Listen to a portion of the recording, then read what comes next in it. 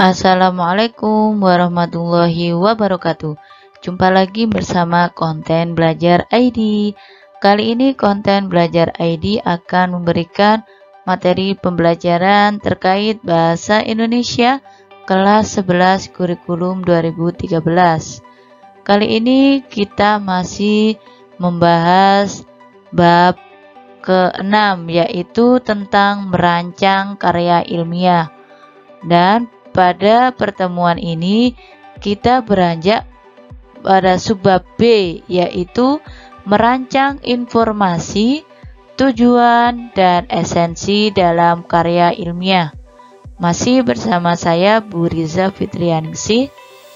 Sebelum kita mulai, marilah kita berdoa sesuai dengan agama dan kepercayaan masing-masing. Berdoa, silakan.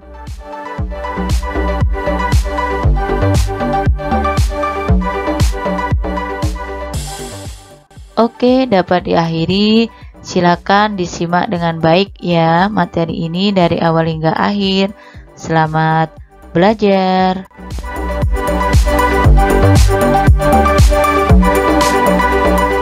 Sebelum kita mulai pembelajaran ini, alangkah baiknya kalian mengetahui ya tujuan pembelajaran.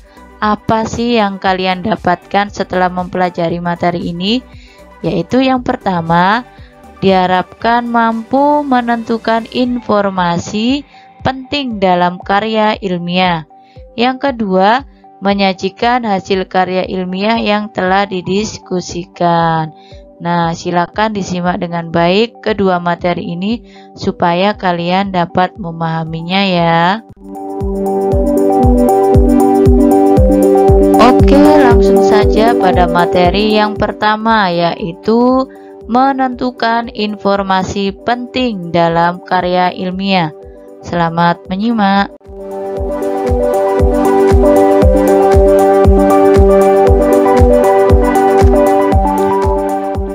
Nah, kalian tentu tahu ya, ini adalah gambar kaitannya dengan buku ilmiah. Kira-kira tujuannya apa sih kita merancang sebuah karya ilmiah, membuat atau menciptakan karya ilmiah? Tujuannya yaitu mempublikasikan suatu ilmu pengetahuan kepada masyarakat, baik secara langsung maupun secara tidak langsung. Kalau secara langsung ya berarti buku itu langsung didistribusikan kepada masyarakat. Sedangkan kalau tidak langsung itu biasanya melalui online ya, internet, atau situs-situs yang percaya yang memuat sebuah karya ilmiah yang dapat dipertanggungjawabkan.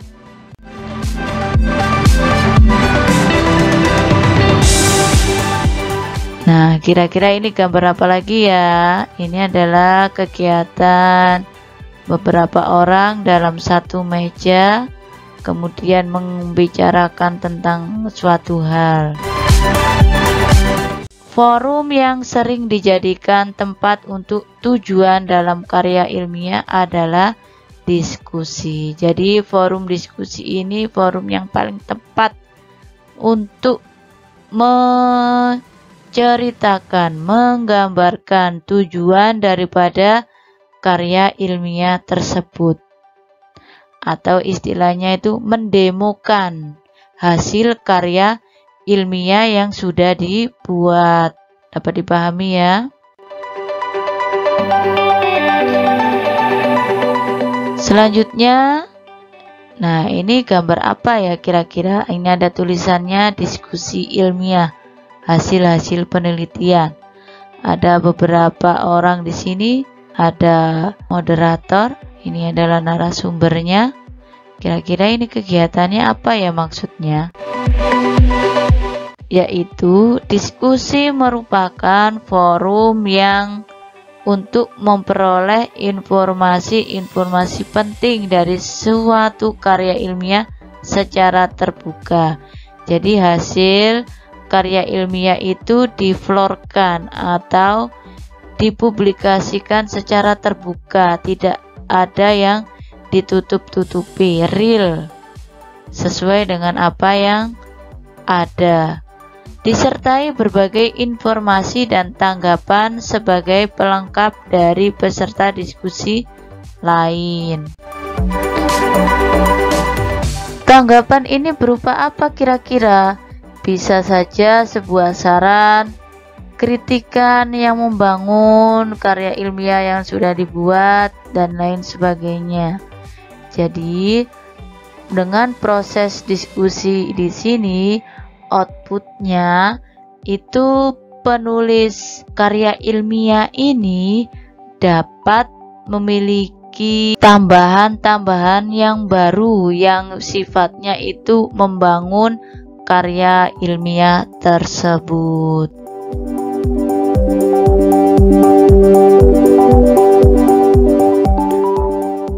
Oke, sekarang kita beranjak pada materi yang kedua, yaitu menyajikan hasil karya ilmiah yang telah didiskusikan. Silakan disimak ya.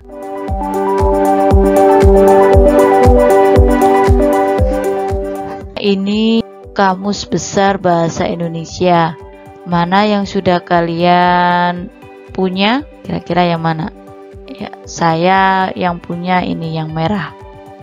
Coba silakan dikoleksi ya. Saya masih dapat yang edisi ketiga, sedangkan sekarang sudah edisi keempat, jadi ada pembaruan. Menurut Kamus Besar Bahasa Indonesia, masalah adalah suatu hal yang harus diselesaikan atau dipecahkan. Jadi adanya suatu masalah itu segera diselesaikan atau dipecahkan. Jangan sampai disimpan ya, apalagi hingga lupa kalau memiliki sebuah masalah. Di sini kata kunci masalah ini bukan suatu hal yang sifatnya bertengkar, mengkeroyok dan lain sebagainya. Masalah di sini adalah topik atau objek yang dibahas dalam karya ilmiah. Itu dibahas. Dibahas itu berarti diselesaikan hingga tuntas. Jangan sampai setengah-setengah. Selanjutnya ini gambar seminar nasional ya, kegiatan. Ini masuk dalam contoh diskusi resmi. Mengapa bersifat resmi? Karena terbuka dan alurnya juga sangat resmi ya. Di sini bisa kalian lihat sendiri pada gambar ini. Pemakalah atau narasumber adalah seseorang atau tim yang ditunjuk berdasarkan keahlian terhadap masalah tersebut. Pada intinya, pemakalah, penulis atau narasumber ini seseorang atau tim yang bertanggung jawab atas karya ilmiah yang dibuatnya. Kemudian, narasumber atau pemakalah ini bertugas untuk memaparkan kembali secara lisan masalah dan solusi yang dikemas dalam makalahnya. Jadi, pemakalah ini tidak sekadar membaca apa yang ada pada media yang dipresentasikan, namun harus diberikan nalar ya. Nalar dari apa yang di luar tulisan tersebut. Jadi bersifat tidak menyalin tulisan ya, sekadar membaca, tapi memberikan penjelasan atau gambaran yang lebih daripada yang ada pada tulisan makalah atau karya ilmiah tersebut. Nah, ini saya memiliki berbagai ragam untuk presentasi. Yang pertama ada cetak media yang kaitannya dengan materi tertentu. Kemudian yang kedua ada slide suara. Kalau slide suara, jika slide itu diputar maka akan berjalan sendiri. Kemudian ada tambahan audionya atau suaranya. Yang ketiga ada PowerPoint text. PowerPoint text ini bersifat pasif ya, sehingga pembaca atau masyarakat itu yang berperan aktif untuk bergerak ya, mengklik dan lain sebagainya. Yang keempat ada video. Nah, video ini kaitannya dengan narasumber atau pemateri itu memberikan penjelasan, kemudian direkam melalui layar rekaman.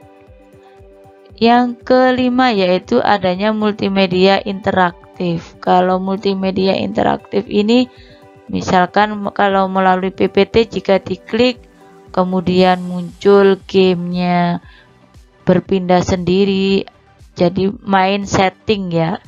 Bahan dasarnya itu bisa storyline atau PPT.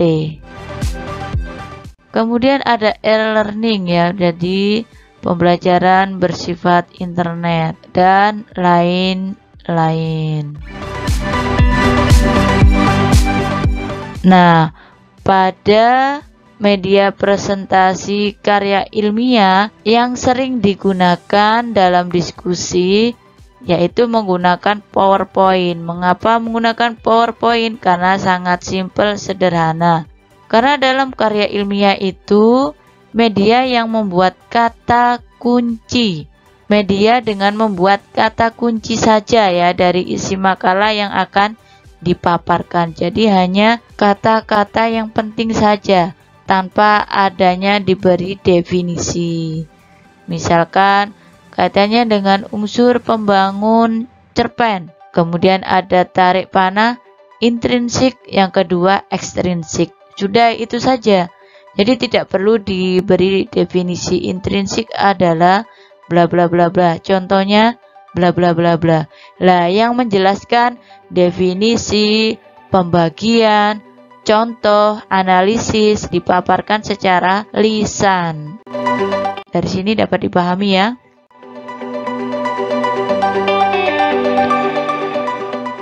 Oke, untuk lebih mudahnya di sini ada langkah-langkah dalam menyajikan makalah dalam forum resmi, yaitu forum diskusi, misalkan seminar. Yang pertama langkahnya itu kita harus tampil sebagai pemakalah atau narasumber. Yang kedua, kita memperkenalkan diri. Jika memang moderator itu tidak memperkenalkan diri kita, jadi kita harus dengan rendah hati memperkenalkan diri kita sendiri. Yang ketiga, yaitu sampaikan masalah umum. Masalah umum ini adalah topik yang dibahas dalam diskusi. Setelah itu kita menjelaskan pokok-pokok isi makalah. Pokok-pokok isi makalah ini ya poin-poin yang ada di media presentasi, misalkan PowerPoint. Selanjutnya yang kelima yaitu sertakan ilustrasi atau fakta-fakta penting. Nah, dalam berpresentasi ini juga kita harus menyiapkan data-data pendukung sebagai bukti. Memang apa yang kita sampaikan itu sesuai dengan karya yang kita buat, yaitu karya ilmiah. Dan yang keenam yaitu akhiri paparan dengan sebuah kesimpulan. Jangan sampai yang mendengarkan, penonton atau yang lainnya itu di akhir cerita dia bingung, tidak bisa menarik kesimpulan apa yang kita sampaikan. Jadi kita itu harus menyampaikan simpulan dari apa yang sudah dipresentasikan tersebut. Dari sini dapat dipahami ya. Alhamdulillahirrabbilalamin. Materi pada subbab B ini sudah selesai. Semoga apa yang saya sampaikan ini bermanfaat untuk kita semua. Saya akhiri. Wassalamualaikum warahmatullahi wabarakatuh. Tetap bersama konten Belajar ID untuk menyimak materi-materi selanjutnya.